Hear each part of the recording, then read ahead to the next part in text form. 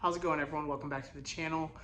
This week we have a bunch of really rare cards that came in, so I'm going to go ahead and review them, see if I'm going to send them off for grading, and we also have one very special PSA return that I will reveal the grade on shortly. So thank you guys for watching. Please like and subscribe if you haven't already, and without further ado, let's check out the cards.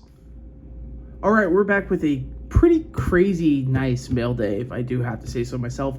Really like the selection of cards in this stack here. But first, let me show off a recent PSA grading win.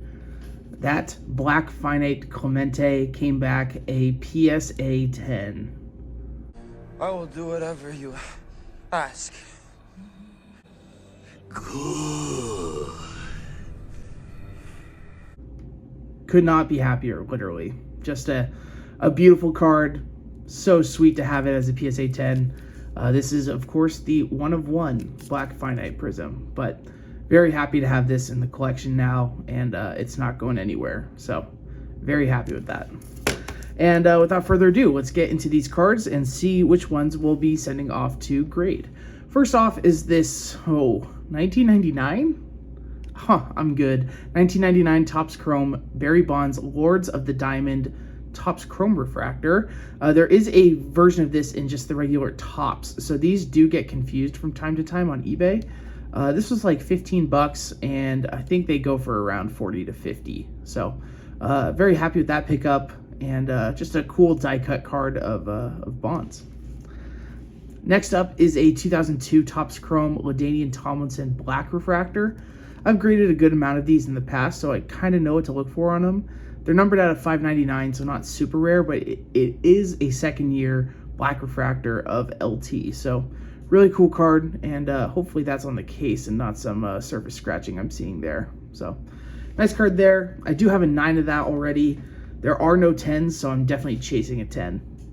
Next up is a 2006 Bowman Chrome CC Sabathia Gold Refractor. This is like the second or third week in a row with the CC card pickup. They're just super cheap. This was like 12 bucks and numbered out of 50. Figured I could not go wrong. So very cool card of a Cy Young winning pitcher, and Hall of really good. He's definitely a Hall of Famer, but not like that upper echelon of Hall of Famer, if you know what I mean. So cool card there. Next up is a 2020 Bowman Chrome Mookie Betts Gold Refractor. First year on the Dodgers on this card. Very nice card here. Looks like we do have some centering issues, which is to be expected, but nonetheless, very happy to have another gold Mookie in the grading pile. So very nice card there. It actually like a really nice action shot of Mookie too. Next up, 2004 Topps Chrome Alex Rodriguez Gold Refractor. It wouldn't be one of my PSA subs if I didn't have one of these in there. So we'll see how this one looks. All of the ones I've graded have gotten 9s, so I definitely know what to look for, and still hoping for a 10. This centering probably won't give it a 10, but still worth sending in at a 9. Really nice card, and it's just hard to find nice gradable gold refractors from those days, so happy with that. Next up, this was a bin smash on eBay. This is a 2011 Topps Chrome Alex Rodriguez Black Refractor. I just thought like the jersey match here with the Yankees just looked so cool. And nice action shot of A-Rod throwing it from third base. These were numbered out of 100 from that year. And just a really nice parallel, so with some nice shine. I think this is an underrated year of Topps Chrome, in my opinion, so we'll be looking to pick up more from this year, but very happy with this card. Hopefully it is clean and PSA worthy. Next up is a 2008 Bowman Chrome David Ortiz Orange Refractor. Now, I've said it before, this Bowman Chrome year I do not like. However, this parallel, the orange parallel, looks really great, and especially looks great on the back, as it's just full orange all the way through. These are numbered out of 25, and very nice card. If you saw what I saw on the back, it's not going to be sent off to grading. Looks like those are some dimples on the back of the card there, which will not bode well for grading, but very nice card of Ortiz, and I will take these all day. I think it was around $50. So they're just very scarce and hard to find. So we'll gladly take that. The next three, honestly, are all what I'd consider bin smash snipes.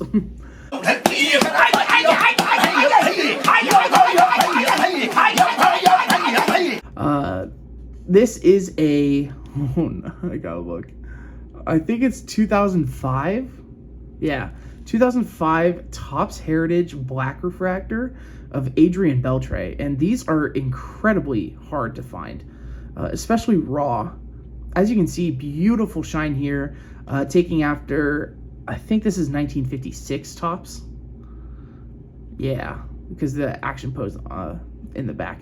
But yeah, taken after 1956 Topps. Just a beautiful card here.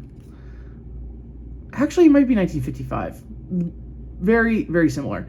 This is numbered out of 56, actually. Very short printed card of a future Hall of Famer here.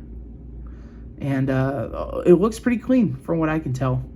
Just a nice card you don't see too often. Like the bigger names from this set go for big money. So happy with that pickup. I think it was around $30-40. This one was very nice. This is a 2005 Bowman Chrome Jorge Posada Red Refractor, the great Yankee catcher, numbered out of 5. This is from that super hard 2005 Bowman Chrome set where quality control was just super tough. To find a centered copy of a card like this is incredibly hard. And as you know, out of 5. 2 of 5? Isn't this one 2 of 5? Nope, 3 of 5. I was wrong. I'm sorry. But yeah, really cool card of a Yankee great here. This will belong in a nice Yankee collection. And we'll probably be sending this off to get graded. Beautiful shine and just a really cool card. And last but not least, this was the bin snipe of the week. This is a 2005 Finest Adrian Beltre. And as you can see up here, it's labeled as a gold refractor. However, this is a gold Xfractor, which is a very important designation to recognize. Beautiful shine on these. This is my favorite release of the decade, I think, are these 2005 and 2006 Topps Finest cards. And they're numbered out of 10. So the gold refractors are numbered out of 49. This one, being a gold Xfractor, is numbered out of 10. I will be cracking this and resubmitting with a correct label. It did get the very rare 8.5. So we'll see how it looks out of the PSA case. I think there was some, if you look right here, there's like a, what's the word? Print line. That's what I'm looking for. There's a print line kind of going up the left side of the card. So we'll see how this one does. Beautiful card here. Will look nice next to the Pedro and Kurt Schilling back there, but definitely an Adrian Beltre type mail day. But yeah, I'll crack this and we'll go through these raw cards and I'll tell you what I think is gradable and what's not, and we'll see how we do. All right, we are back. Let's go ahead and go over our stacks here. First off, this Barry Bonds is very interesting. I've never seen a card that had this. So if you're looking at the surface here, it actually looks not bad. There was like a film over this whole card that I could just not, if you can see right here, you see there's like a barrier almost. What's up with that? What's up with that?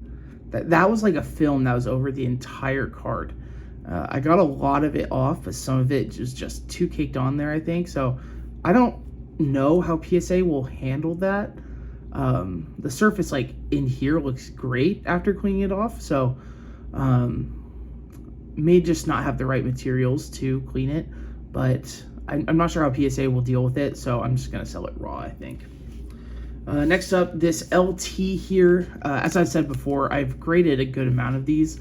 One thing to really look for are surface scratches like these on the side here. You can see those. There you go. You see those lines right there. Those look like almost like roller marks to me, and Also, left to right centering on this will probably keep it to an 8.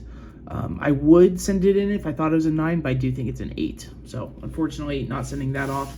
And the David Ortiz, this is such a sick card. I really wish this was being added to the grading pile. Surface-wise, you can see a print line, or yeah, pretty much a print line down where his face is right there. Let me see if I can get closer. Yep, you can see it there. But on the back, just some huge dimples. So Disappointed! that's very unfortunate. I don't know if that happened in shipping, but that will definitely hold it to a lower grade. So this will be like a binder copy to sell to a collector, but really cool card, just not the best condition. The reason I have this Mookie Betts in the maybe pile is purely left to right centering. It is not within the range of a 10. I do think it's possible it could get a 9, which is why I probably will send it, but we'll see. This is more like 70-30 than I would like.